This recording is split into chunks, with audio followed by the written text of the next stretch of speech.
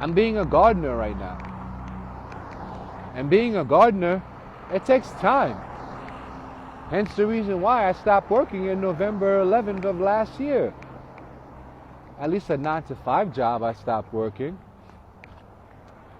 At first, I didn't want to do it. Spirit kept nudging me to stop working. I'm like, shit, Spirit, how the fuck am I going to pay this? How the fuck am I going to do that? How am I going to do this? But it was a trust factor. It was that blind faith. You know, I had to exercise that blind faith to Spirit to let Spirit knows that I know they're going to stick to their word. Because in the last 3 decades, last 30 years, I'm 48 now. The last 30 years, like I said, 1995, that's when it all started for me. If you take a little pebble and you go to Mount Everest or the highest peak of any mountain and you let that pebble go, especially during the snow.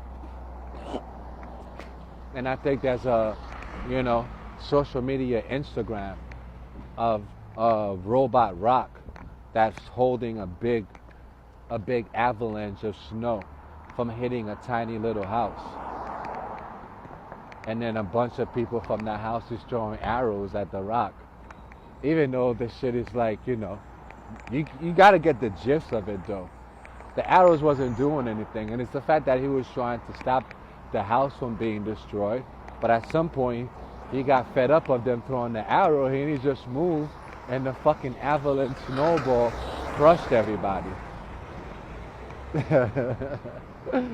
You feel me? That's that type of analogy right now. Even with the snowball avalanche, I still managed. And I did it like it was nothing. Hence, that made everybody want to continue doing the shit that they were doing, because they thought that it's the shit that is what they were doing that they needed to up the ante on, not realizing that I'm immune. I was spawned in hell. How the hell can you send hell after me when I was spawned in hell? And you can't send heaven after me, because heaven is the one that spawned me in hell. You see the fucking dilemma? The double trouble, I think Gregory Isaac will call it. The double trouble, You guys can't win.